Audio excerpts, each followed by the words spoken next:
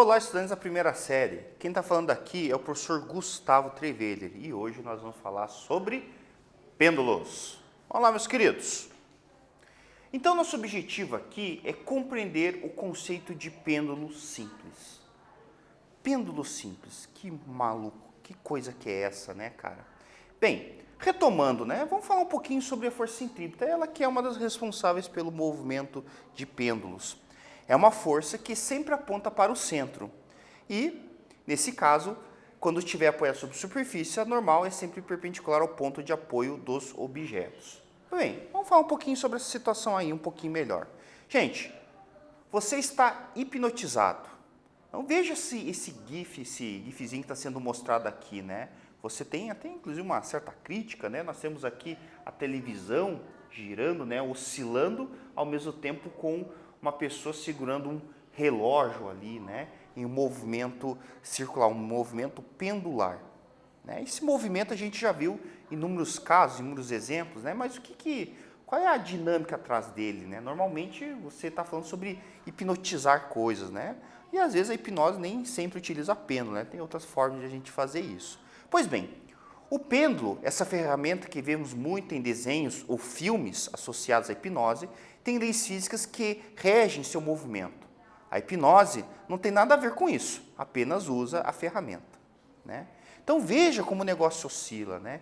Fique hipnotizado pelo negócio aqui, né? Que maluqueira isso aqui, né, querido? Mas vamos ver o que esse movimento tem. Será que o pêndulo é só uma ferramentinha para hipnotizar as pessoas? Ou um brinquedinho?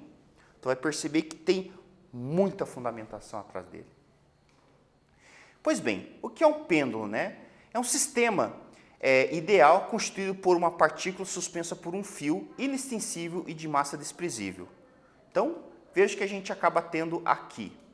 Nós temos o pêndulo, né, como está sendo mostrado aqui, você tem o fio e na parte inferior você tem o chamado massa pendular, certo? Esse fio, normalmente, ele é um fio muito leve, na qual não atrapalhe a relação do centro de massa do pêndulo simples. A massa em si, normalmente, é uma esfera, bem com uma massa considerável, para você poder fazer com que a resistência do ar não influencie ou influencie o mínimo possível nesse movimento, certo? Se o movimento é periódico e ocorre devido à ação de força da gravidade, iniciando sempre quando retirado de sua posição de equilíbrio. Pois bem, o que é periódico? Periódico é aquilo que se repete, como por exemplo, bater palmas. Você pode ter um mesmo movimento periódico, por exemplo, batendo palmas mais rápido. As luzes piscando de um hub, certo? Ou as luzes, por exemplo, que estão piscando nesse momento, a gente tem lâmpadas fluorescentes aqui no estúdio e elas estão piscando, a gente não vê, mas elas têm um movimento periódico. Ou seja, é tudo aquilo que se repete com um certo padrão, né? E normalmente esse padrão associado ao tempo. Pois bem, vamos lá. Movimento oscilatório. São movimentos que se repetem após um intervalo de tempo. Como exemplo, podemos citar insetos presos na teia de uma aranha que gera oscilações para avisar a predadora que a sua refeição chegou. As antenas de telecomunicações também captam e emitem impulsos de onda. Então veja que coisa, né? Nós estamos indo de um 8 para um 80. Estamos falando sobre ali uma movimentação mecânica, que seria um inseto preso a uma teia, a sinais eletromagnéticos. São esses sinais aí que tem no seu Wi-Fi, que tem no seu celular que você está vendo, né, nas transmissões de modo geral, certo? Que são as chamadas ondas eletromagnéticas. Todas elas a gente pode classificar como movimento periódico, certo? E existe inúmeros outros movimentos aí na natureza. Pois bem, com esse intuito, eu vou dar uma atividade para vocês. Na prática, onde é possível visualizar movimentos oscilatórios? Aonde que eu posso encontrar movimentos periódicos? Eu vou dar um tempo para vocês poderem elaborar essa resposta e daqui a pouco a gente volta para responder.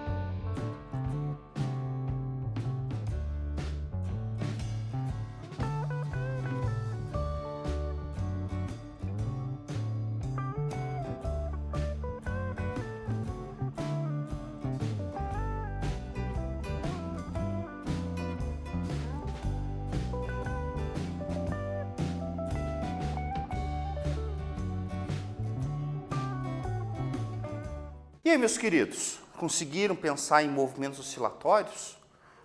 Observar a natureza? Muitas vezes vocês podem estar assistindo a aula lá e está ventando nesse momento, então você vê lá, por exemplo, alguma coisa balançando, a árvore, ou às vezes um enfeite de rua que está balançando, fazendo barulhinho. Então, tudo isso são movimentos periódicos. Mas nós temos aqui algumas outras coisas, alguns outros exemplos. Então, na prática, onde que a gente pode ver? O famoso diapasão. O diapasão é um bom exemplo, porque você perturba o diapasão e ele vai começar a vibrar e emitir um som, certo? Um som com uma frequência muito bem definida. Você tem, por exemplo, os relógios de pêndulo. Esses clássicos aqui, eles trabalham através de um relógio de pêndulo. Por exemplo, todo relógio, na realidade, ele tem alguma coisa pendular. A diferença é que se você tiver um celular, ele não tem um pêndulo dentro dele, mas ele tem um cristal de quartzo que vibra. Certo? A vibração nessa situação também é um movimento. No caso, um movimento oscilatório. Qual é a diferença?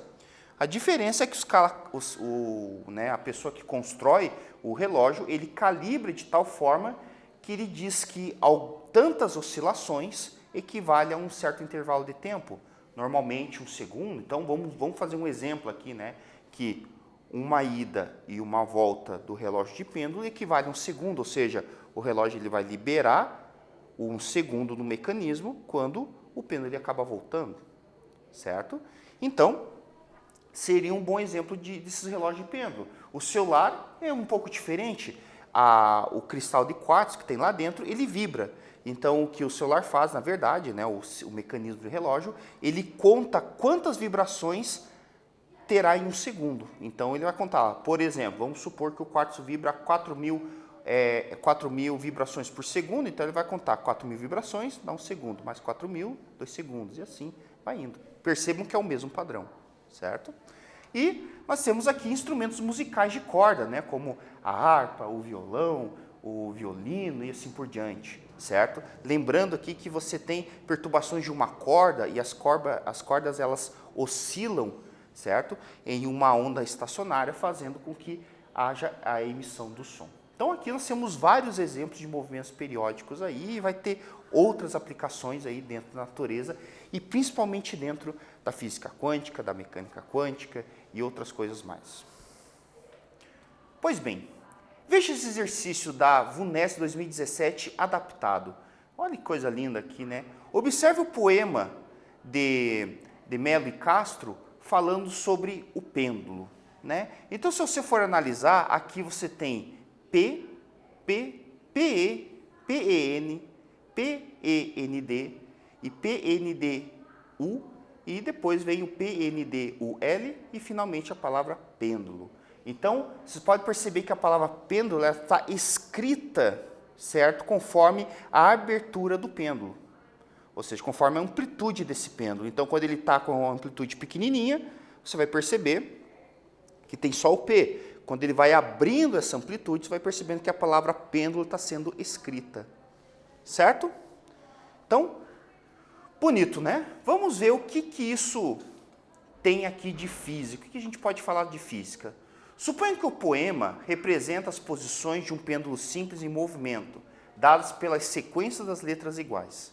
Na linha em que está escrita a palavra pêndulo, indicada pelo traço vermelho de cada palavra, corresponde a uma localização da massa do pêndulo durante a oscilação, e a letra P indica a posição mais baixa do movimento, tomando como ponto de referência da energia potencial. Considerando as letras da linha de cada palavra do pêndulo, em qual delas temos uma maior velocidade instantânea em relação à posição de uma mesa hipotética onde esse pêndulo está apoiado? Eu vou dar um tempinho para vocês poderem pensar sobre isso e daqui a pouco a gente volta.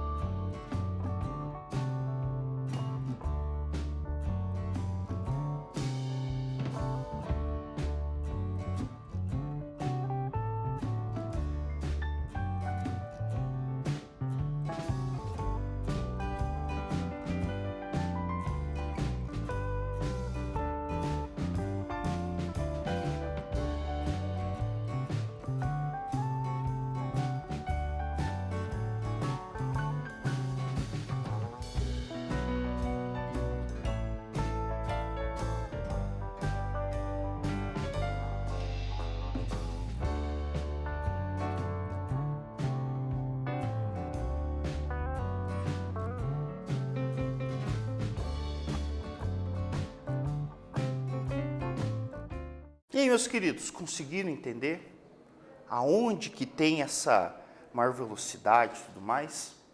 Pois bem, vamos lá. Resposta. A maior velocidade está na letra P, pois o setor onde se tem a maior energia cinética. Energia cinética é a energia do movimento. Ou seja, é só você imaginar o movimento pendular. Você tem aqui o pêndulo, quando ele está subindo para formar a palavra pêndulo, você vai perceber que a velocidade dele irá diminuir. E quando ele volta, você pode perceber que a velocidade dele vai aumentando. Então, a velocidade máxima que ele vai ter vai estar na letra P. E depois, vai diminuir de novo, certo? E esse movimento fica aqui.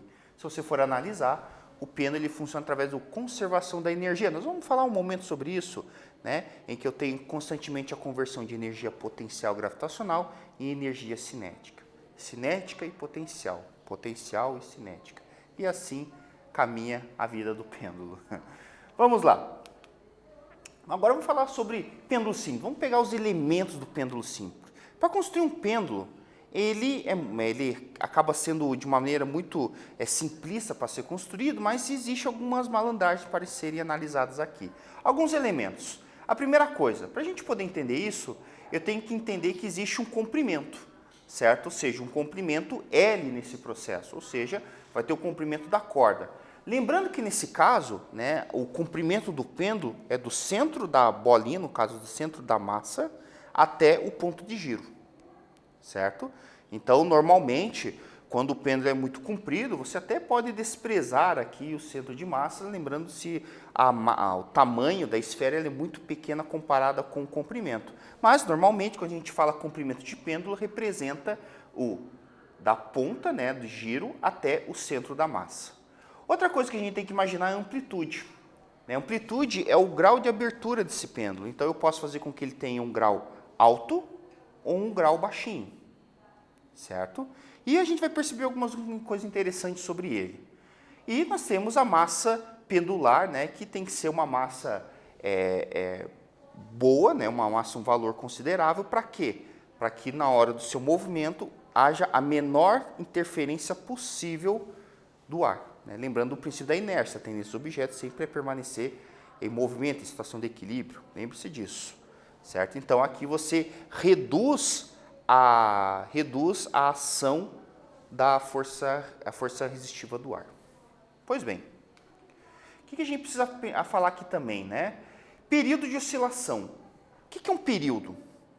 O período nada que mais é que o tempo de uma oscilação completa. Como, por exemplo, qual é o período de translação do movimento da Terra? 365 dias.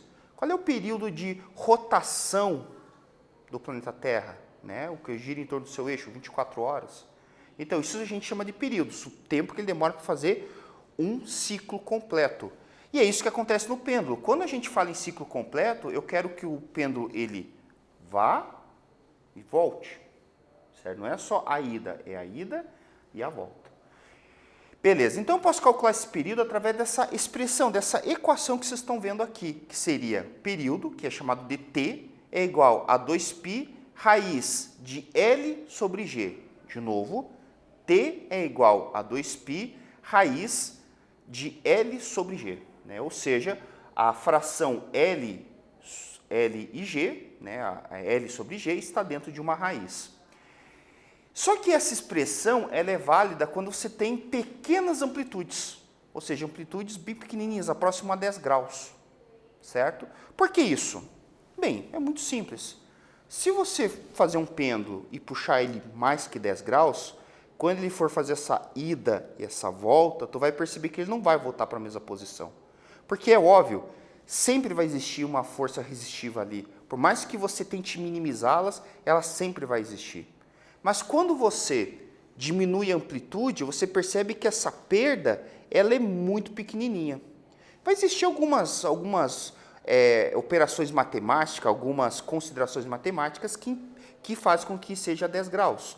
Né? Por causa que tem a questão de um seno, e o seno aproximadamente é o valor daquele ângulo ali e tal. É uma mandinga matemática, vamos supor assim. Mas eu posso dizer que é aproximadamente 10 graus. E isso eu consigo ver bem certinho.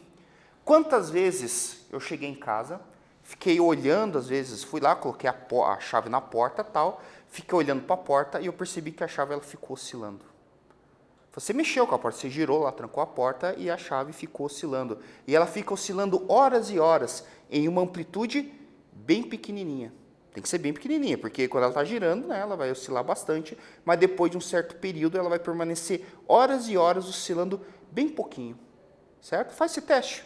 Veja aí, né? Afinal, ciência é a observação da natureza.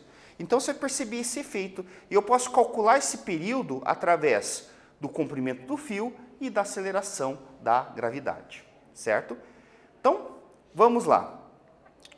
O que a gente pode falar aqui, basicamente? Primeira coisa que a gente pode dizer é que o período ele é inversamente proporcional à raiz quadrada da aceleração da gravidade. Ou seja, se a gravidade aumenta, o período diminui, ou seja, ele faz o movimento de vai e vem mais rápido, certo?